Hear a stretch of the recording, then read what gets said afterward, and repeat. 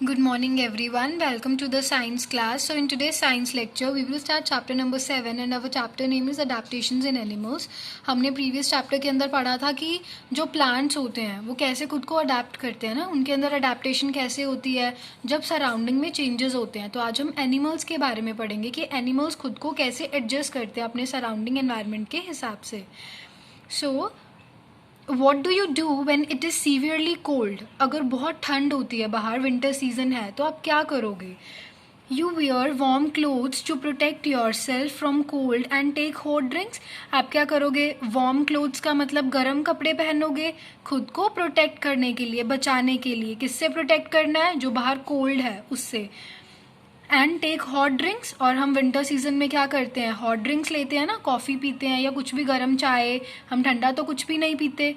If dinosaurs could wear warm clothes and take hot drinks they would have survived and never got extinct. Dinosaurs के बारे में तो हम सब ने सुना है ना कि पहले डायनासोर्स हुआ करते थे लेकिन अब वो नहीं है. तो अगर शायद ऐसा होता कि अगर वो वार्म क्लोथ्स पहनते, हमारी तरह हॉट ड्रिंक्स लेते, तो आज वो सरवाइव करते, आज वो होते ना.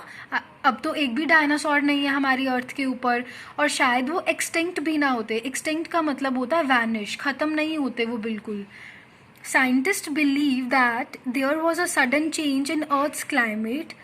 साइंटिस्ट क्या बिलीव करते हैं? वो ये मानते हैं कि तब जब डायनासोर्स ख़त्म हुए, वो क्यों हुए?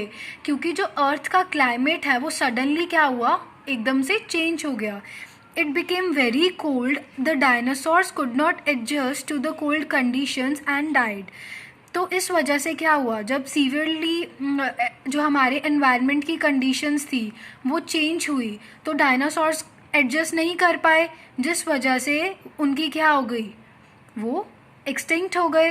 क्योंकि वो कोल्ड कंडीशंस के अंदर खुद को सरवाइव नहीं कर पाए. इस वजह से अगर वो हमारी तरह वार्म क्लोथ्स पहनते या हॉट ड्रिंक्स लेते, अगर वो खुद को उस एनवायरनमेंट के हिसाब से क्या कर लेते, चेंज कर लेते, अगर वो अडाप्ट कर लेते, तो आज ऐसा नहीं होता. Now adaptation. अडेप्टेशन का मतलब क्या होता है? The process in which an organism changes itself to suit its surroundings is known as adaptation. adaptation क्या एक प्रोसेस है जिसके अंदर ऑर्गेनिज्म, कोई भी ऑर्गेनिज्म है, वो क्या करता है, खुद को चेंज करता है अपने सराउंडिंग्स के हिसाब से, ताकि वो उस एनवायरनमेंट में खुद को क्या कर सके, एडजस्ट कर सके और वहाँ पे वो सरवाइव कर सके. तो इस प्रोसेस को क्या बोला जाता है? Adaptation. Living things that adapt to their surrounding survive. जो भी लिविंग थिंग्स खुद को क्या कर लेती हैं, सराउंडिंग्स के हिसाब से वो अडाप्ट हो जाते हैं, वो क्या करते हैं, सर्वाइव, वो वहाँ पे ज़िंदा रहते हैं. Those that can not adapt die. और जो अडाप्ट नहीं कर पाते उनकी क्या हो जाती है, डेथ हो जाती है. Animals are well adjusted to one particular type of environment. हम क्या करते हैं, हम अच्छे से एडजस्ट कर लेते हैं ना एनवायरनमेंट के हिसाब से. अगर समर्स होते हैं हम उस हिसाब से क्या करते हैं, अपना खाना चेंज कर लेते हैं ना. हम समर्स के अंदर क्या लेते हैं, कोल्ड ड्रिंक्स लेते हैं, या फिर हम जो कपड़े पहनते हैं वो क्या होते हैं, कॉटन क्लोथ्स होते हैं. अगर विंटर सीजन होता है तो हम क्या करते हैं, वार्म क्लोथ्स पहनते हैं, हॉट ड्रिंक्स लेते हैं. तो हम क्या है, ईजिली क्या कर लेते हैं, खुद को अडाप्ट कर लेते हैं. This environment is known as its habitat. और जो वो एनवायरनमेंट है जिसके अंदर हम क्या करते हैं, अडेप्ट करते हैं, हम वहाँ सर्वाइव करते हैं, उस एनवायरनमेंट को क्या बोला जाता है, habitat. So what is habitat? The natural home of an animal is called its habitat. किसी भी एनिमल का जो एक नेचुरल होम है, वो जहाँ पे रहते हैं, उसको क्या बोला जाता है, उस एनवायरनमेंट को हम क्या बोलते हैं, हैबिटेट. जैसे हमें पता है ना, जो कैमल होते हैं वो क्या है, डेजर्ट एरियाज़ के अंदर रहते हैं, तो वो क्या उनकी हैबिटेट है. जैसे फ़िश होती है तो फ़िश कहाँ रहती है, पोन्स में, है ना, तो वो क्या उनकी हैबिटेट है. Now adaptations to environment. Animals can be grouped according to the natural environment और इट्स हैबिटेट. तो अभी हम एनिमल्स को डिवाइड करेंगे डिफरेंट ग्रुप्स के अंदर. किसके बेसिस के ऊपर? उनकी हैबिटेट के बेसिस के ऊपर, कैसे एनवायरनमेंट के अंदर वो सर्वाइव करते हैं. तो कौन कौन से एनिमल्स हैं? Terrestrial, aerial, amphibians, aquatic and arboreal. So these are the kinds of animals. First we will read about the terrestrial animals. Animals like horses, lions, deer, giraffe live on land. Terrestrial animals कौन से होते हैं? जो land पे रहते हैं. कौन कौन से हैं? हॉर्सेस हैं, लायंस हैं, डियर है, जिराफ है. These animals are called as terrestrial animals. ऐसे एनिमल्स को क्या बोला जाता है जो लैंड पे रहते हैं? Terrestrial animals. These animals have the following features that help them to adapt well on land. तो इन एनिमल्स के अंदर क्या होती हैं? कुछ फीचर्स होते हैं, कुछ प्रॉपर्टीज होती हैं जिसकी वजह से ये लैंड पे क्या है, सर्वाइव कर सकते हैं, रह सकते हैं. तो वो कौन कौन सी प्रॉपर्टीज हैं? These are legs to move. Terrestrial animals के पास लेग्स होती हैं मूव करने के लिए. लंग्स होते हैं ब्रीद करने के लिए, मतलब सांस लेने के लिए. हेयरी स्किन होती है टू बियर कोल्ड. जो टेरेस्ट्रियल एनिमल्स होते हैं उनकी स्किन के ऊपर क्या होते हैं? बहुत सारे हेयर होते हैं ताकि वो कोल्ड को बर्दाश्त, बियर का मतलब होता है बर्दाश्त करना, वो उसको क्या कर सकें? बर्दाश्त कर सके. Thick skin to bear heat. उनकी स्किन क्या होती है? थिक, बहुत ही मोटी होती है ताकि वो हीट को भी बियर कर सकें. वेल डेवलप्ड नर्वस सिस्टम, और उनका जो नर्वस सिस्टम होता है वो अच्छे से डेवलप्ड होता है. So these are the properties of terrestrial animals. Now snakes have plates और scales that help them to crawl. जो स्नेक की बॉडी होती है ना उसके ऊपर क्या होते हैं? स्केल्स होते हैं. आप देख रहे हो ना छोटे छोटे ये सर्कुलर पोर्शंस, इनको हम क्या बोलते हैं? स्केल्स. तो जो स्नेक होता है ना उसकी बॉडी पे ये जो स्केल्स हैं उसको क्या करने में हेल्प करते हैं? क्रॉल करने में. क्रॉल का मतलब क्या होता है? रेंगना. जो स्नेक है वो कैसे मूव करता है? उसकी जो सारा बॉडी होती है वो सरफेस से टच होती है ना, तो वो जिस हिसाब से मूव करता है अपनी सारी बॉडी को सरफेस के ऊपर टच करवा के, उसे हम क्या बोलते हैं? क्रॉल, मतलब रेंगना. Polar bear have fur on their bodies to keep them warm. जो पोलर बियर होता है, ये क्या है? Polar bear. तो पोलर बियर की जो बॉडी होती है ना उसके ऊपर फर होता है. वो फर किस लिए होता है?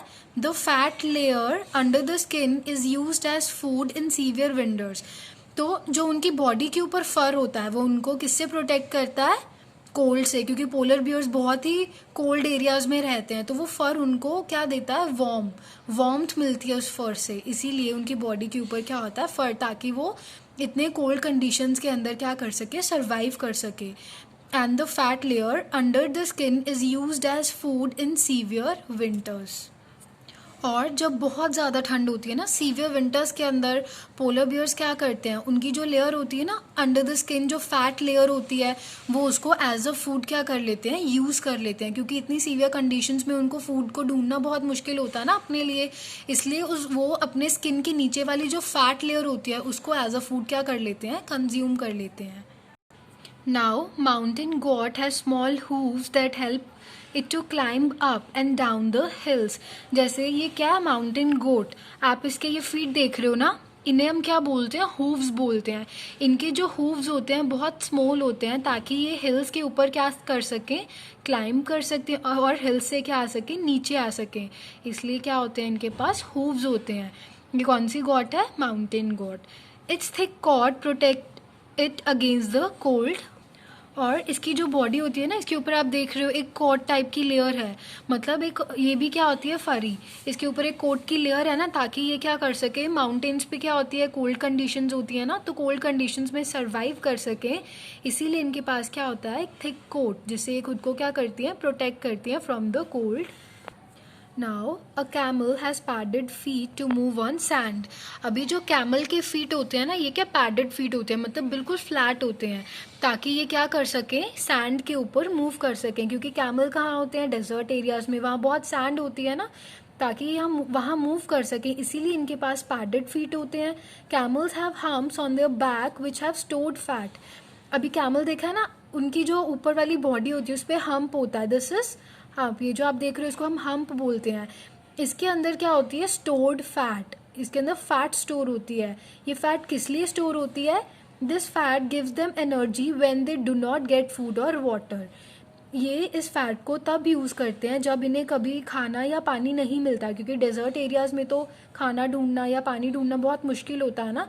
तो ये क्या करते हैं? इनके हम्प के अंदर जो स्टोर्ड फैट होती है उसे यूज़ कर लेते हैं as a food. A deer has legs which help it to run fast and escape from its enemies. अभी डियर खुद को कैसे अडाप्ट करता है अपनी सराउंडिंग्स के हिसाब से. अ डियर हैज़ लेग्स, इसके पास लेग्स होती हैं, इसकी जो लेग्स होती हैं बहुत ही लॉन्ग होती हैं, और ये क्या करती हैं, इसकी बहुत ही लॉन्ग लेग्स होती हैं, इसको बहुत तेज़ भागने में हेल्प करती हैं ताकि ये खुद को एनिमीज़ से, एनिमीज़ होते हैं दुश्मन, उनसे क्या कर सके, प्रोटेक्ट कर सके या उनसे एस्केप, मतलब उनसे ये दूर जा सके. So we have read the chapter and now this is worksheet 1. ये वर्कशीट 1 आपको कंप्लीट करनी है. हमने सारा अभी 2 पेजेस जो रीड किए हैं ये उसके बेसिस के ऊपर है. So you have to read the chapter carefully and complete the worksheet 1 in neat and writing. Thanks and have a great day.